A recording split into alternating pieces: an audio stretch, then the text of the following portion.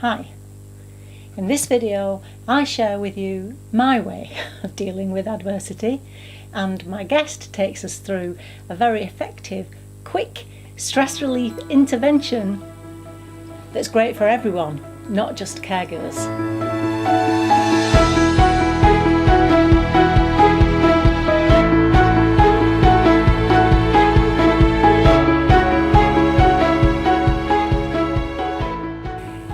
My name's Christine Conroy. Welcome to Happy Stop and Fluff, a channel for women over 50 who are getting happy and growing younger. So this is part 2 of our Caring for Caregivers series. If you haven't watched the first one, I'll leave a link for you to watch here. If you remember, we ended with the lovely Theresa O'Connor telling us about research that shows that if you play music of the era of the person for whom you're caring, it helps them. And she was talking about her mum listening to Frank Sinatra and Dean Martin. Well, actually, I love Dean Martin. In fact, I really love Dean Martin. Okay, moving on. So today we talk about all kinds of interesting stuff, not just for caregivers either. So stay tuned even if you're not caring for someone.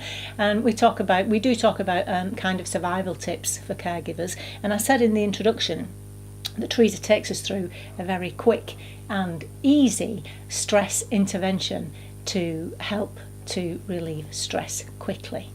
So stay tuned to the end for that. Oh, and also a lovely giveaway that isn't actually a book. Okay, so I'm going to stop talking now and let you watch the second part. I'll see you on the other side. I have this thing of acceptance and sometimes it can seem quite brutal, but I think it's my way of dealing with things, in as much as, okay, this has happened.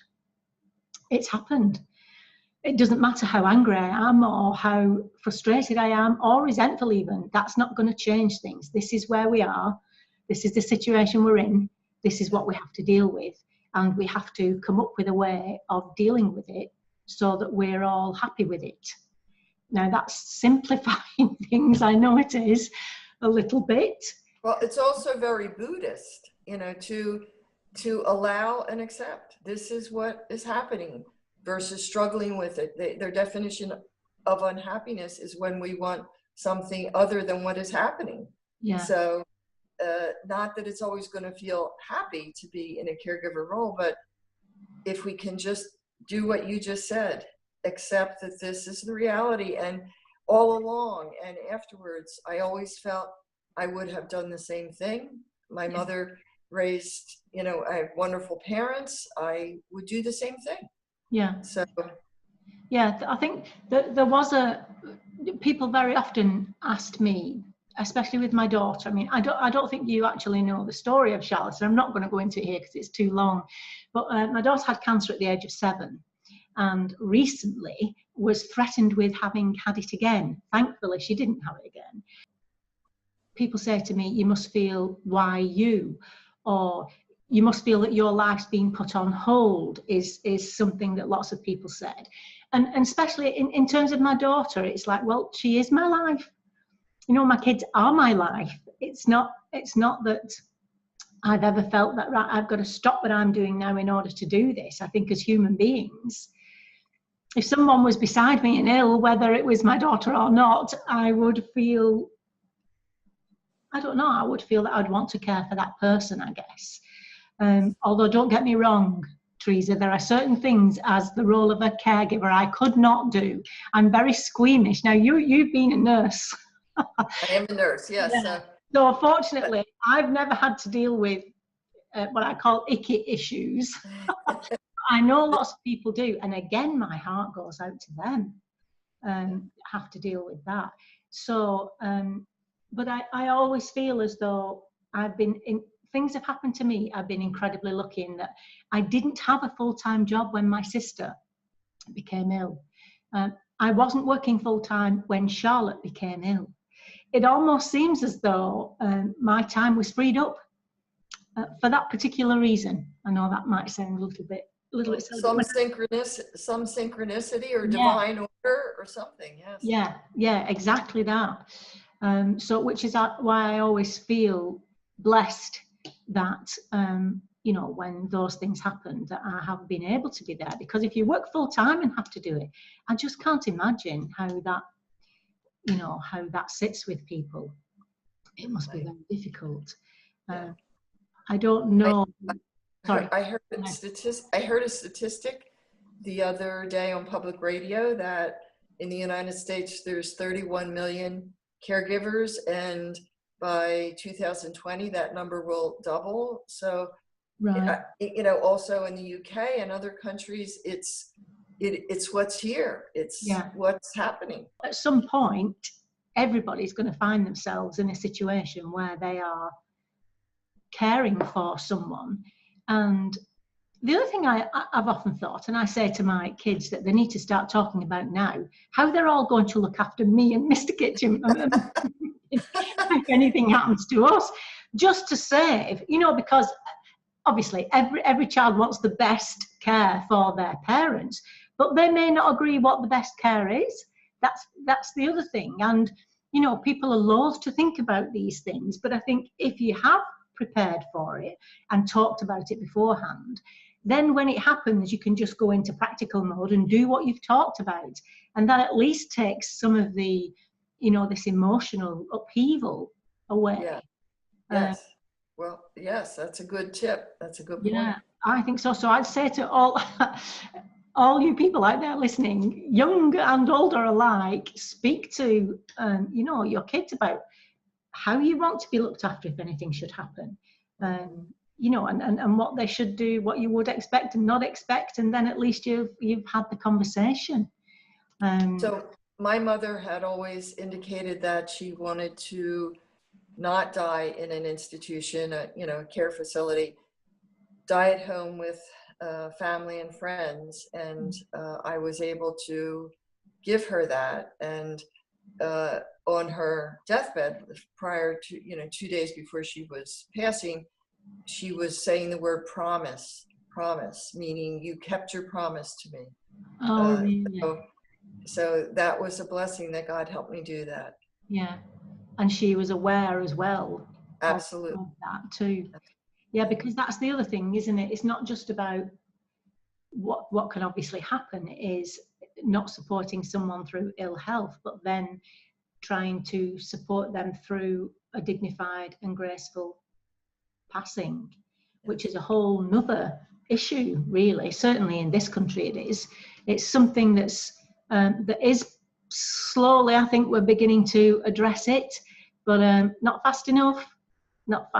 You know, we still try to pretend it's not going to happen to me at any time soon. This is how we think, and so we don't talk about it, do we?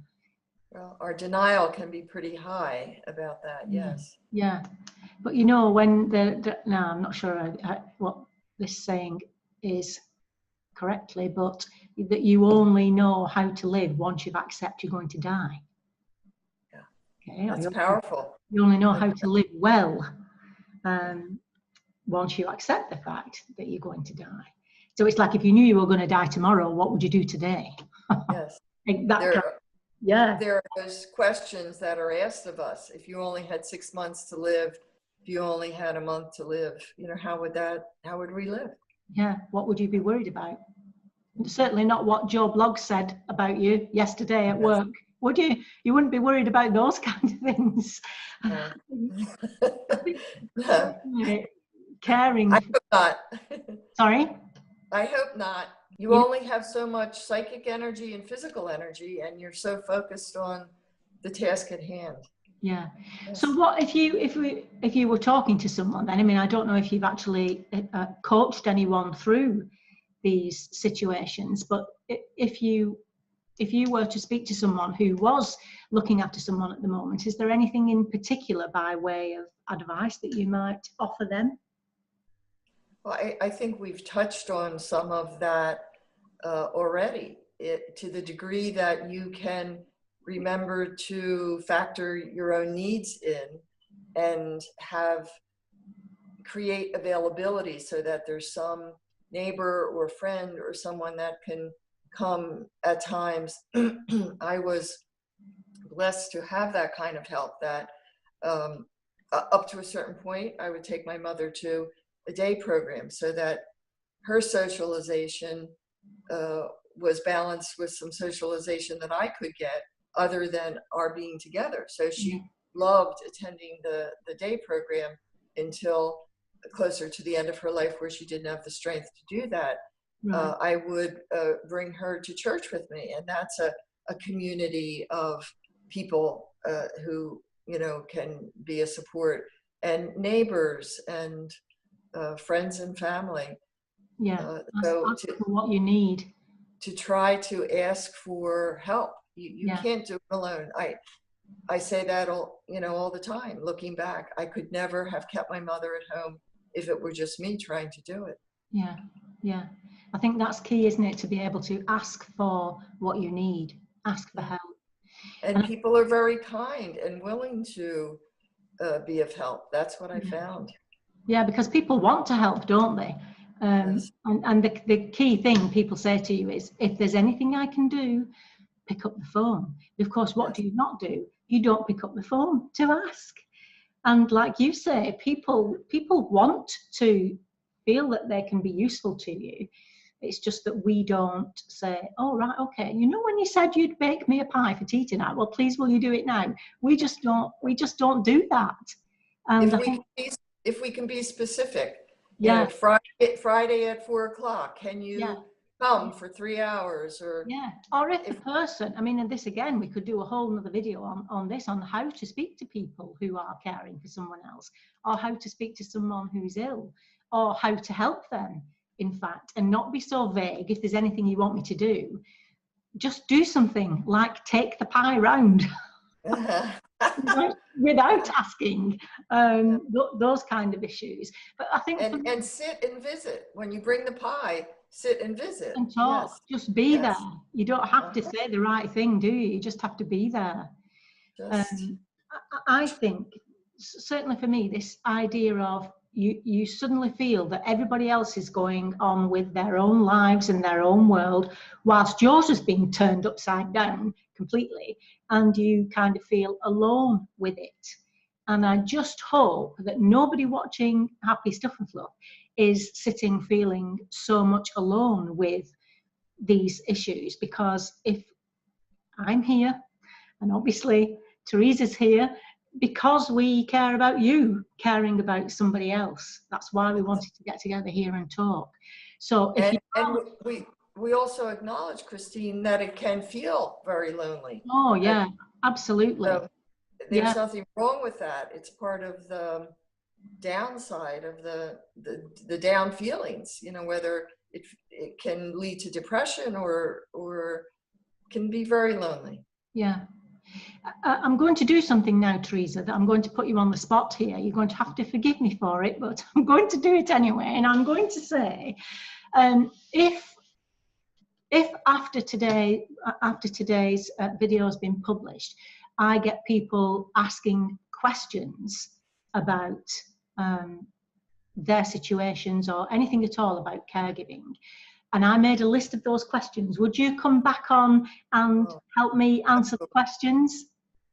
Any way that I can be a support to someone who is experiencing this, I would be happy for us, you know, Christine, you and I, to offer that support. Okay, so there you've heard it. I'm prepared, more than willing to do it. So is Theresa. So if you have any questions, because obviously we don't know your situation, but we would like to help. So that's a great idea. Below, comments box below, write down whatever issues, or send me an email privately, and we'll do another chat with Theresa and try to answer your questions. Yes. Now, I know, Theresa, that you have offered a free consultation to somebody. We'll do it as a giveaway, but you just tell us what you can do for Happy Stuff and Fluffers. Well, if someone would, however you do that, compile names or whatever, and yes, for a free giveaway for a consultation of 15 or 20 minutes, and then if there would be follow-up that the person would wish for, if it was within their means, we could do a session, that would be 50% of my fee. And if they don't have that means, I could offer, my services or my support at no cost for them. So That's I, thank you so much, Theresa. That's very yes, kind of you. Okay, well, we'll do that. We'll do that then. I'll do it as a giveaway. yes. And then if you would come back and talk to us. Now, I know you said, obviously, caring for someone is very stressful, and you have, well, what do I call it? A suggestion, an exercise, or something to do to ease that stress? A brief energy intervention that could be done in a minute.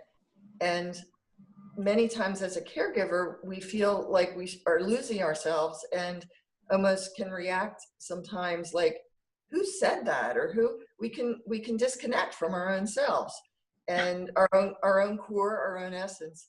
So there's a very brief technique. We are energetic beings, and we have a nervous system and an electrical system.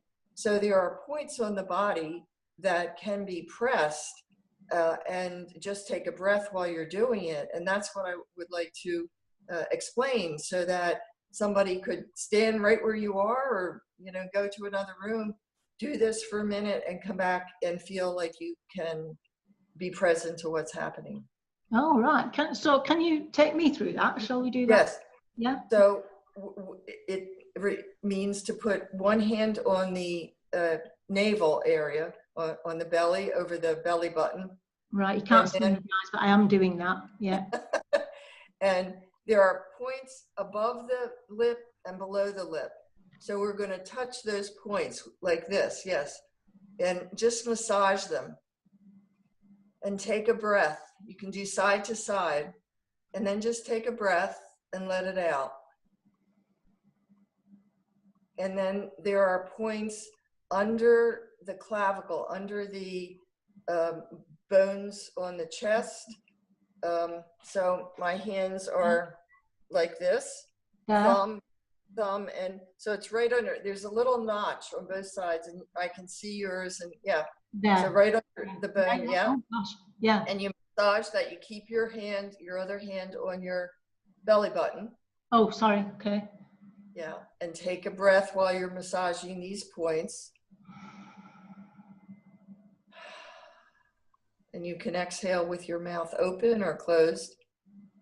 And then you keep the hand on the belly button and massage with the other hand the base of the spine, the coccyx area. So whether you're sitting or standing, you sort of go with some pressure in a circular, and take a breath. And that helps reset our nervous system and our electrical system. So I think sometimes just a deep breath, you can feel it. Just it's a discharge. Your shoulders relax, can't you? Yes. So if you have the option to do that 3 times, I think it would deepen the relaxation. If you only can do it once, this with the breath, this with the breath, and the hand over the navel connects with our energy system, our biofield. So that's hand on the tummy button and here, then under the side of the clavicle. With one hand, because you have your other hand on your belly button. Yeah. And then keep it on the tummy button, and then round to your coccyx at the back. And breathe each time you do it. Oh, that's lovely. That's lovely, Theresa. Can you feel a little discharge with that, Christine? Yeah, absolutely. Grounding, centering is the word. That is, yes. Which you clearly need sometimes to be often centered, when you are caring for someone else. That's lovely. Oh, Theresa, it's gone far too fast, and we're over time already. But I would really appreciate that if we get questions, we can come back and talk about this further, perhaps get into a little bit more detail. That's a great idea, Christine. Thank you for offering that to that would be great. all those listening. Okay. All right. Well, thank you very much indeed for giving your time up to be here. Thank you. You are now a member of the Happy Stuff and Fluff Club. Great It's to a have pleasure. you. And I still Thank think kickboxing is amazing. I think that's fabulous. Very nice to see you here, Okay. Theresa, and All hope right. to speak to you again soon. Thank you. You too. Bye-bye. Oh, so wasn't that interesting? And I do hope that you heard something throughout that conversation that helps you. And I must say, thank you so much to you, Theresa, for giving your time up for us. So, what a lovely giveaway. All we're going to do for that, if you leave a comment in the comments box on anything that you've heard over the 2 videos that you are particularly interested in, or anything at all, just leave a comment and tell me what you thought, and then we'll kind of put the names in a hat and choose one at random, and then you can contact Theresa directly and arrange between yourselves how you, or if you want to take that forward. I think that would be lovely. Now, you also heard on there that we've asked you that if you have any questions, or if you just need some advice that you haven't been able to get anywhere else, or even if you just want us to talk about some aspect of caregiving, again, put it in the comments box. In fact, some of you already from the first video have emailed me with questions that you would like answered. But if you have anything like that you want to keep private, or you don't want to put your name to, then email me. You'll find my email address in the About section on the channel. And when we've got a few questions together, I will invite Theresa to come back. I'll let you know when that's going to happen, and we'll do our very best to answer any questions, or to give you as much advice as we possibly can with reference to anything that's bothering you. So please do that, because I have to tell you that the millions of you out there who are caring for loved ones, or even looking after someone in your family who is sick, you're my heroes. And you are Theresa's heroes too. You are our silent heroes, and we want to help you, and we honour you. Okay. So as I say, I hope you enjoyed that, and I look forward to receiving your questions, and I'll let you know when I'm going to invite Theresa back. Okay, that's it for now. Until the next time, remember that on the Happy Stuff and Fluff, we are getting happy and growing younger. And I look forward to seeing you next time. Thanks for watching. Bye bye.